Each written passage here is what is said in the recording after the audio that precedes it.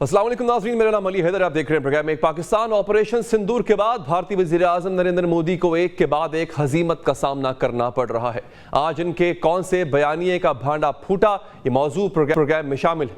गजा में इसराइली बर्बरियत और इसराइली हुक्मरानों के तकब्बुर आमेज़ बयानात के बारे में भी बात होगी। पंजाब में दहशतगर्दी का मंसूबा नाकाम बनाया गया है, प्रोग्राम में इसकी तफसील भी बताई जाएगी। लेकिन सबसे पहले मुल्की सियासी मंजरनामा जो एक बार फिर हलचल का शिकार होने जा रहा है।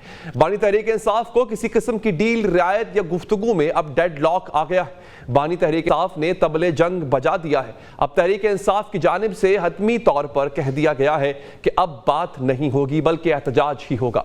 बानी तहरीक इंसाफ ने हुकूमत के खिलाफ एहतजाजी तहरीक शुरू करने का ऐलान कर दिया है। रावलपिंडी की अडयाला जेल में बानी तहरीक इंसाफ से मुलाकात के बाद बैरिस्टर अली जफर ने मीडिया से गुफ्तगू की। उन्होंने बताया कि बानी तहरीक इंसाफ कहते हैं इन्हें दीवार के साथ लगाया जा रहा है, इसलिए सड़कों पर आने के सिवा कोई चारा ही नहीं। तहरीक इंसाफ मुल्क भर में एहतजाज करेगी और इसकी सरबराही बानी तहरीक इंसाफ अडयाला जेल से करेंगे। और उन्होंने कहा कि अब हमें इतना दीवार के साथ लगा दिया गया है कि हमारे पास कोई ऑप्शन नहीं, कोई अब हम और कुछ नहीं कर सकते सिवाय इसके कि हम अब सड़कों पे आएँ, गलियों में आएँ और जगह जगह हम एहतजाज करें पूरे पाकिस्तान में। और उसके लिए उन्होंने कहा है कि मैं उसको लीड करूँगा यहाँ से, जेल से, एज चेयरमैन मैं डील करूँगा उसके साथ, और ये जो जितनी कार्रवाई और मूवमेंट है वो अब मेरी डायरेक्शन के नीचे होगी।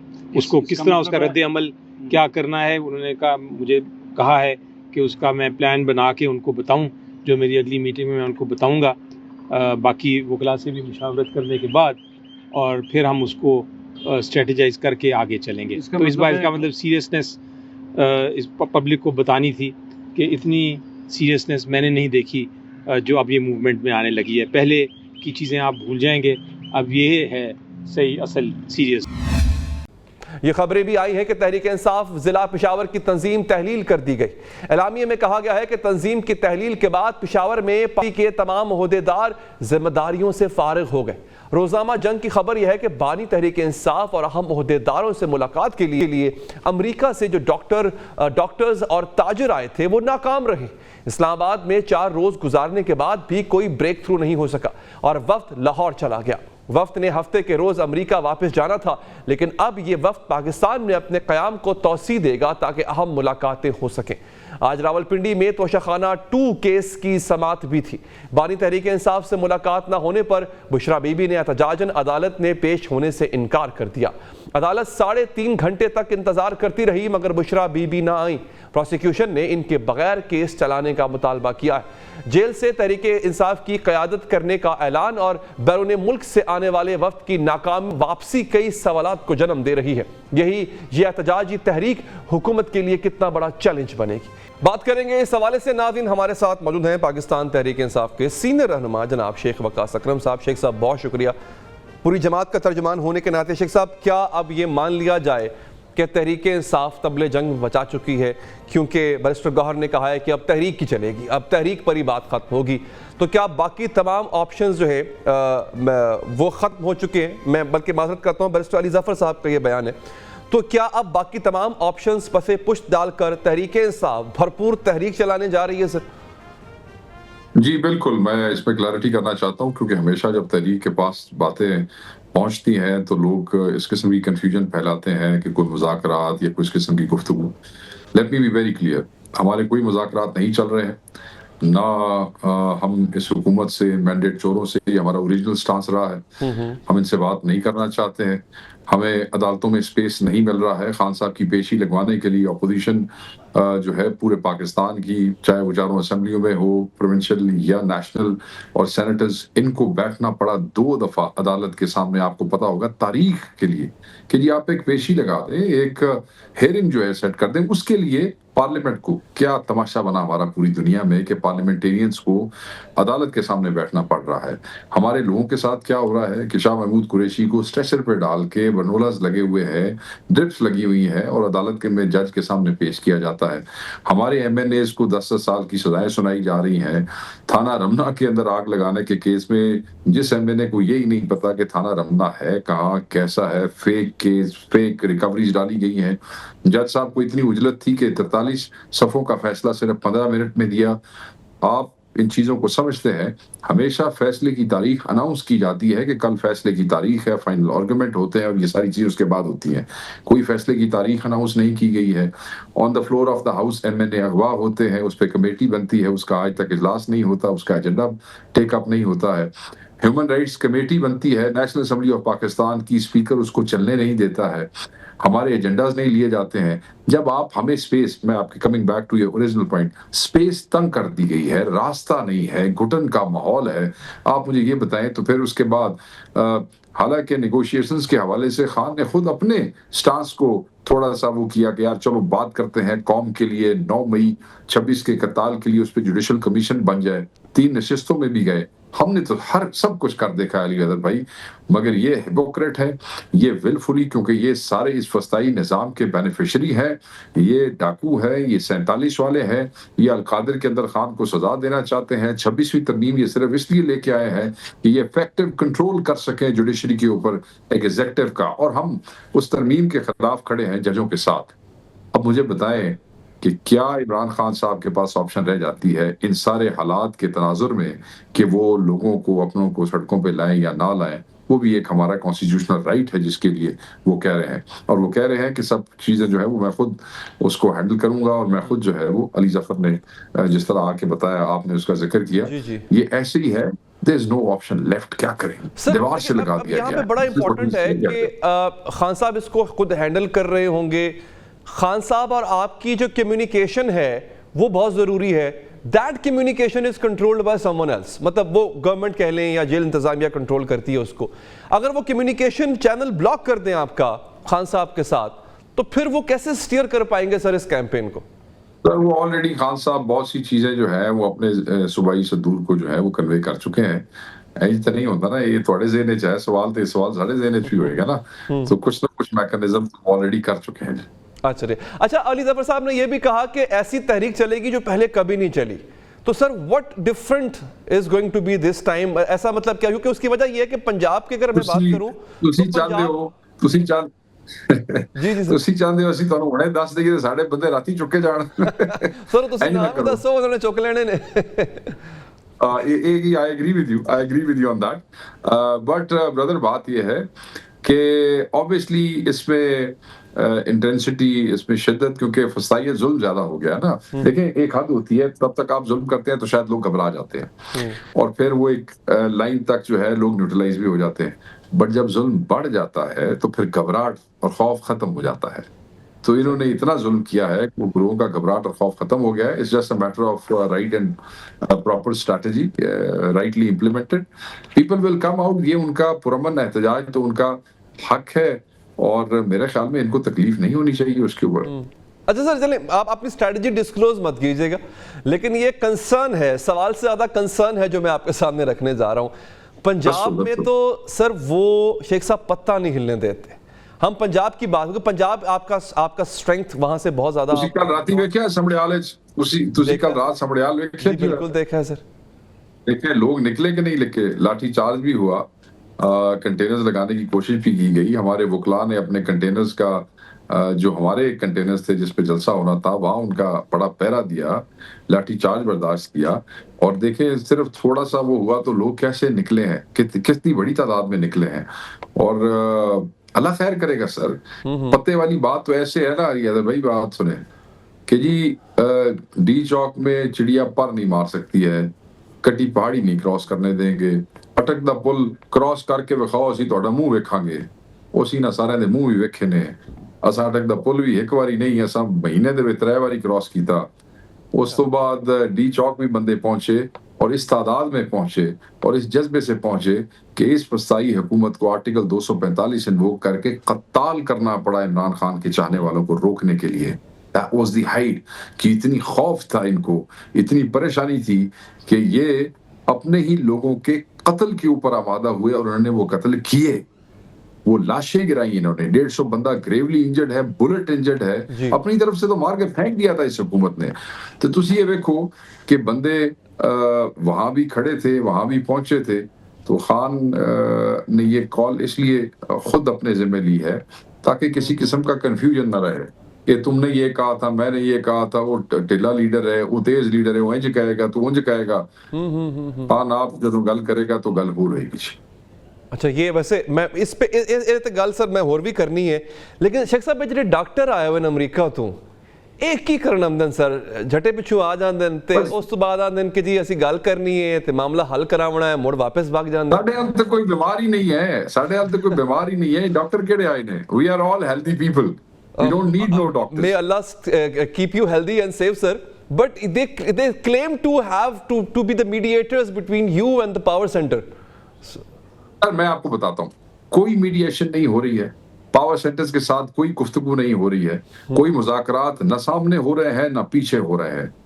یہ بات میرا قائد بھی کر چکا ہے، یہ بات ہم بھی کلیئر کر چکے ہیں. اب جب ہم تحریک کے پاس جا رہے ہیں، ہم کوئی کنفیوژن نہیں چاہتے ہیں.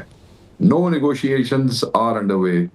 Nothing is being said and done by the party or on behalf of party by anybody else. So, no negotiations, sir. لیکن سر کلیم یہ کیا جاتا ہے کہ جب یہ لوگ پہلے آئے تھے they tried their utmost کہ کسی نہ کس طرح سے آپ کی بات ہو جائے. I know آپ نے مینڈیٹ وہ نہیں دیا ہوگا ان کو but they tried on their own accord. کیا کوئی ایسی دیکھو اس لیے آئے ہوں گے سر، اس لیے آئے ہوں گے میں تمہیں دستا ڈائسپورا ہے، دے لو عمران خان صاحب، اور وہ ان کے لیے آن دیئر اون بھی کوششیں کرتے رہتے ہیں اینڈ وی ریسپیکٹ دیٹ. ایسے ہی ہے جیسے آپ کو یاد ہوگا وہ ٹرمپ کے حوالے سے ان لوگوں نے بڑی ہمت کی، بڑا الیکشن لڑا، بڑی ہوپس جو ہے ان کی تھی ٹرمپ کے ساتھ اس حوالے سے. اور ہم یہاں بحیثیت پارٹی ہمیشہ ایون آپ کے پروگرام میں اگر آپ آرکائیو نکال کے دیکھ لیں تو ہم کہتے رہے کہ سانو امید صرف اللہ دے نال ہے. ساڈا اسی نہ کسی نے کوئی اپلیکیشن دے رہے ہیں، نہ ہمارا کسی سے کوئی رابطہ ہے، نہ ہم لابی کر رہے ہیں. ڈائسپورا اگر آن دیئر اون کچھ کر رہا ہے تو وہ ان کی مہربانی ہے، مگر اس میں ہمارا پارٹی کا انیشیٹو نہیں ہے. سو اگر پہلے کوئی ڈاکٹر آئے تھے یا آئے ہوں گے تو وہ پارٹی نے کوئی آفیشلی کسی کو بلایا نہیں تھا اپنے لیے. Diaspora love Imran Khan and that's why they keep trying. ادھر ادھر وہ بیچارے ہمت مارتے رہتے ہیں. ان کا بڑا کنٹریبیوشن ہے جی ان لوگوں کا، ڈائسپورا کا. جی صحیح. شیخ صاحب بہت مشکور ہوں سر، آپ کا بہت بہت شکریہ کہ آپ نے پروگرام میں وقت نکالا. ایک وقفہ لیں گے ناظرین، وقفے کے بعد حاضر ہوں. آپریشن سندور کے بعد بھارتی وزیر اعظم نریندر مودی کو ایک کے بعد ایک ہزیمت کا سامنا کرنا پڑ رہا ہے. پاکستان کے خلاف فتح کا جو بیانیہ انہوں نے قائم کرنے کی کوشش کی، اس کے تانے بانے بگھرتے جا رہے ہیں. پاکستان کا شروع سے یہ موقف رہا ہے کہ اس نے بھارت کے 5 جنگی طیارے مار گرائے تھے، ان میں 3 رافیل طیارے بھی شامل ہیں. ابتدا میں بھارت نے انکار کا رویہ اختیار کیے رکھا، لیکن اب سرکاری سطح پر اپنا نقصان تسلیم کیا جا رہا ہے. بھارتی فوج کے چیف آف ڈیفنس سٹاف انل چوہان سے طیارے گرنے پر سوال ہوا تو انہوں نے انکار کرنے کے بجائے کہا اہم بات یہ نہیں کہ طیارے گرائے گئے، بلکہ اہم بات یہ ہے کہ طیارے گرے کیسے اور بھارت سے کیا کیا غلطیاں ہوئیں.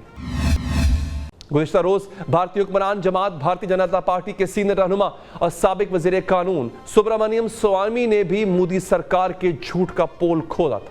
پاکستان کے ہاتھوں بھارت کے 5 طیارے گرائے جانے کا اعتراف کیا تھا اور یہ بھی کہا تھا کہ نریندر مودی کے ہوتے ہوئے رافیل طیاروں کی خریداری میں کرپشن کی تحقیقات ممکن نہیں.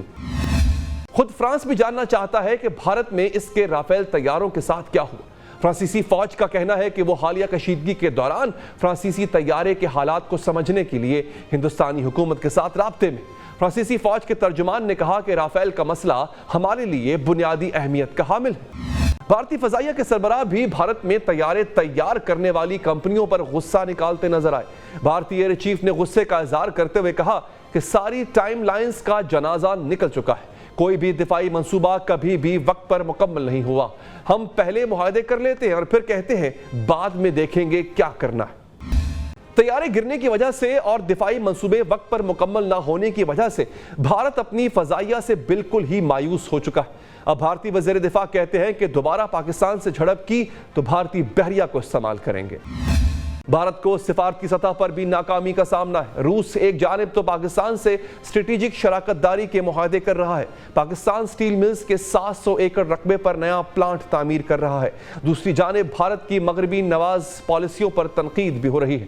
ماسکو میں سینیٹر مشاہد حسین اور روسی وزیر خارجہ سرگئی لاروف کے درمیان ملاقات ہوئی.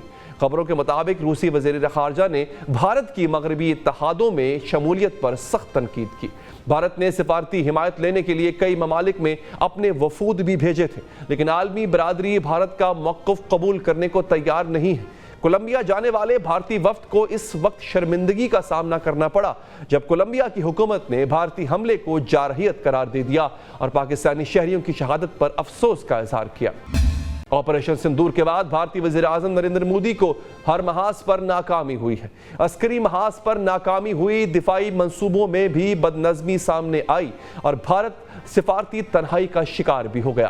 زمینی حقائق اور نریندر مودی کے سیاسی بیانیے میں فاصلہ بڑھتا جا رہا ہے اور اس کی قیمت بھارت کو چکانا پڑ رہی ہے۔ ناظرین، یہاں پر ایک وقفہ لیں گے، وقفے کے بعد حاضر ہوں۔ باری اور بربریت سے غزہ میں ایک جانب بارود کی بو ہے، گولیوں کی برسات ہے، بھوک کا راج ہے، موت کا سایہ ہے، جبکہ دوسری جانب نیتن یاہو ان کے حواریوں وزراء کی جانب سے تکبر آمیز بیانات اور اقدامات کا سلسلہ بھی جاری ہے۔ وہ طاقت کے نشے میں اس حد تک مبتلا ہیں کہ اقوام متحدہ کی اپیلوں، اقوام عالم کی دہائیوں اور ڈونلڈ ٹرمپ کی کوششوں سے اسے رتی بھر بھی فرق نہیں پڑ رہا۔ آج آپ کو حقائق بتائیں گے کہ غزہ میں کیسے خون کی ہولی کھیلی جا رہی ہے، اقوام عالم کیا کوششیں کر رہی ہیں، جبکہ اسرائیلی حکام کا تکبر کن انتہاؤں کو چھو رہا ہے۔ غزہ میں اس وقت شدید غذائی قلت کا شکار ہے، جبکہ اس پٹی پر اسرائیلی بمباری جاری ہے، جس کے نتیجے میں گزشتہ 24 گھنٹوں کے دوران 82 فلسطینی شہید ہو چکے۔ یونیسیف کے مطابق غزہ میں ہر 20 منٹ میں ایک بچہ شہید ہو رہا ہے۔ غزہ کی وزارت صحت کے مطابق اسرائیل جان بوجھ کر بجلی کے جنریٹرز کو نشانہ بنا رہا ہے تاکہ اسپتالوں کو غیر فعال کیا جا سکے۔ الواحا اسپتال کے ڈائریکٹر کے مطابق ایندھن کی شدید قلت اور جنریٹرز کی خرابی کے باعث اسپتال کا کام جاری رکھنا مشکل ہو چکا۔ غزہ میں شدید غذائی قلت اور قحط کے خطرے کے باوجود امدادی سامان کی فراہمی ناکافی۔ جنوبی اسرائیل کے کرم ابو سالم کراسنگ سے غزہ میں کوئی انسانی مدد داخل نہیں ہو سکی، جبکہ جن علاقوں میں امداد جاری ہے وہ بھی غزہ کے عوام کی وسیع ضروریات کو پورا کرنے کے لیے ناکافی۔ اقوام متحدہ نے خبردار کیا ہے کہ غزہ کی پوری آبادی قحط کے دہانے پر ہے، خاص طور پر شمالی علاقوں میں جہاں امداد پہنچانا تقریباً ناممکن ہو چکا۔ اقوام متحدہ کی جانب سے مدد کی اپیلیں کی جا رہی ہیں، خطرے کا اظہار کیا جا رہا ہے، سوالات اٹھائے جا رہے ہیں، مگر اسرائیل کی جانب سے مسلسل انتہا پسندانہ اقدامات اٹھائے جا رہے ہیں۔ سعودی وزیر خارجہ شہزادہ فیصل بن فرحان سمیت متحدہ عرب امارات، مصر، اردن، قطر اور ترکی کے وزرائے خارجہ کو رام اللہ میں فلسطینی صدر محمود عباس سے ملاقات کی اجازت دینے سے انکار کر دیا۔ غزہ میں اسرائیل کے ہاتھوں فلسطینیوں کی نسل کشی پر فرانس اور جرمنی کی بھی بس ہو گئی۔ فرانس، اسپین اور برطانیہ سمیت کئی ممالک نے مغربی کنارے کے شہر جنین میں سفارتکاروں پر اسرائیلی فائرنگ کے بعد اسرائیلی سفیروں کو طلب کیا۔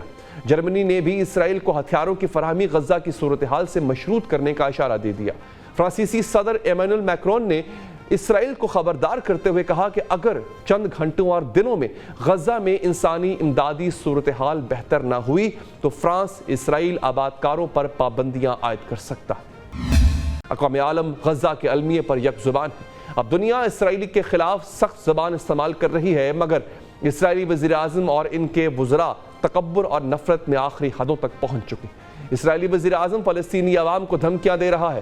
ٹرمپ کی طرف سے جنگ بندی معاہدے کے جواب میں اسرائیلی وزیر اعظم بنجامن نیتن یاہو نے اعلان کیا ہے کہ فوجی کارروائی کے اختتام پر اسرائیل غزہ پر مکمل کنٹرول برقرار رکھے گا۔ انہوں نے کہا کہ اسرائیل عارضی جنگ بندی کے لیے تیار ہے، جبکہ اسرائیل کے وزیر دفاع نے دھمکی دی ہے کہ وہ امریکی ایلچی سٹوکوف کی طرف سے پیش کی گئی جنگ بندی کی تجویز کو قبول کرے، ورنہ نیست و نابود ہو جائے گا۔ اب سوال یہ ہے کہ وٹکوف معاہدہ ہے کیا؟ اس معاہدے کو تسلیم کرنے میں حماس پس و پیش سے کام کیوں لے رہی ہے؟ معاہدے کے مطابق اسرائیلی افواج کو ان پوزیشنوں پر واپس جانا ہوگا جہاں وہ پچھلی جنگ بندی کے خاتمے سے پہلے تھی۔ اس 60 روزہ وقفے کے دوران حماس 10 زندہ یرغمالیوں کو رہا اور چند لاشیں حکام کے حوالے کرے گا، جبکہ اسرائیل 1100 سے زائد فلسطینی قیدیوں کو رہا کرے گا، جن میں 100 وہ قیدی شامل ہو گئے جنہیں طویل سزائیں سنائی گئی تھیں۔ اسی طرح ہر روز خوراک اور انسانی امداد لے جانے والے سینکڑوں ٹرکوں کو غزہ میں داخلے کی اجازت دی جائے گی۔ اسرائیل معاہدے کو تسلیم کرنے کے ساتھ ساتھ دھمکیوں کا سہارا لے رہا ہے، اہل غزہ کو بربریت کا نشانہ بنا رہا ہے۔ بات یہاں تک محدود نہیں بلکہ نیتن یاہو فلسطینیوں کی نسل کشی میں 2 ہاتھ آگے نکل گیا۔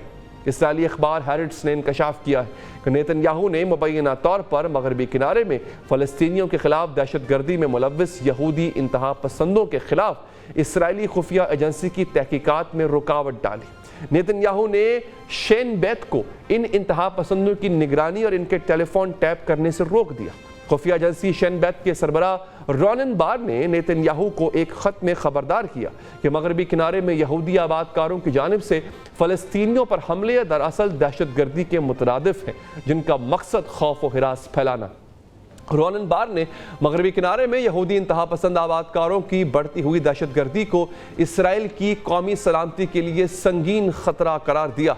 ہل ٹاپ یوتھ نامی گروہ طویل عرصے سے فلسطینیوں کے خلاف تشدد کا مرکز بن چکا ہے۔ انتہا پسندوں کو حکومت کی جانب سے قانونی طور پر اسلحہ فراہم کیا جا رہا ہے۔ اس خط کے بعد نیتن یاہو نے شین بیت کے سربراہ کو برطرف کرنے کی کوشش بھی کی۔ اب اسرائیل کے اندر سے آوازیں اٹھنا شروع ہو گئی ہیں، مگر نیتن یاہو کا تکبر ہے کہ کم ہونے کا نام نہیں لے رہا۔ اہل غزہ جینا چاہتے، انہیں بھی ہر جاندار کی طرح جینے کا حق ہے، مگر اسرائیل ان سے ہر حق چھین رہا ہے۔ اہل غزہ کے لیے 2023، 2024 اور اب 2025 بھی کسی ڈراؤنے خواب سے کم نہیں ہے، مگر وہ ایک جنگ لڑ رہے ہیں۔ بھوک کے خلاف جنگ، موت سے بچاؤ کی جنگ، محاصرے میں آزادی کا سانس لینے کی جنگ، خوراک کے لیے لمبی قطاروں میں 3 گھنٹے کھڑے رہ کر چند نوالے چاول حاصل کرنے کی جنگ۔ مگر یہ جنگ طویل ہوتی جا رہی ہے کیونکہ یہاں اسرائیل اپنے مقاصد کے لیے اہل غزہ کو بھوکا رکھ رہا ہے، خوراک اور پانی کو روک کر اپنی فتح کا جشن منا رہا ہے۔ آگے بڑھتے ہیں ناظرین۔ بلوچستان اور خیبر پختونخوا میں دہشت گردی پھن پھیلائے بیٹھی ہے تو دہشت گرد پنجاب پر بھی نظر جمائے بیٹھے، لیکن پنجاب میں دہشت گردوں کا ایک کے بعد ایک خونی منصوبہ خاک میں ملتا جا رہا ہے۔ گزشتہ رات بھی جہاں فتنہ ہندوستان کے دہشت گردوں نے بلوچستان میں پھر خون بہایا اور املاک جلائیں، وہاں پنجاب میں قانون نافذ کرنے والے اداروں اور حساس مقامات پر حملے کی ایک اور خوفناک سازش ناکام بنائی گئی اور صوبے کے مختلف شہروں سے 34 دہشت گردوں کو کسی بڑی تباہی سے پہلے ہی شکنجے میں لے لیا گیا۔ خبروں کے مطابق بلوچستان میں ضلع سوراب میں فتنہ ہندوستان کے دہشت گردوں نے سرکاری افسروں کی رہائش گاہوں پر تابڑ توڑ حملے کی۔ ایک حملے میں ایڈیشنل ڈیپٹی کمشنر ریونیو سوراب ہدایت بلیدی بھی جام شہادت نوش کر گئے۔ دہشت گردوں نے افسروں کی رہائش گاہیں نظر آتش کی، تھانہ جلا دیا جبکہ بینک بھی لوٹ لیا۔ بلوچستان حکومت کے ترجمان شاہد رند نے دعویٰ کیا ہے کہ ایڈیشنل ڈیپٹی کمشنر ریونیو کے گھر کو بھی نظر آتش کر دیا گیا۔ اے ڈی سی ہدایت بلیدی کے گھر میں خواتین اور بچے بھی موجود تھے جس پر وہ دہشت گردوں سے لڑتے ہوئے شہید ہو گئے۔ پنجاب میں دہشت گردی کے خدشات کے پیش نظر ایک مربوط کارروائی سامنے آئی اور سی ٹی ڈی نے لاہور، بہاولپور، ننکانہ صاحب، راولپنڈی، میاوالی، گجرانوالہ، جہلم، ناروال، قصور، فیصل آباد، پاکپتن، سرگودھا اور ساہیوال میں کامیاب آپریشنز کیے۔ آپریشنز کے دوران لاہور سے 2 اور بہاولپور سے فتنہ الخوارج ایک مبینہ دہشت گرد دھماکہ خیز مواد سمیت پکڑا گیا۔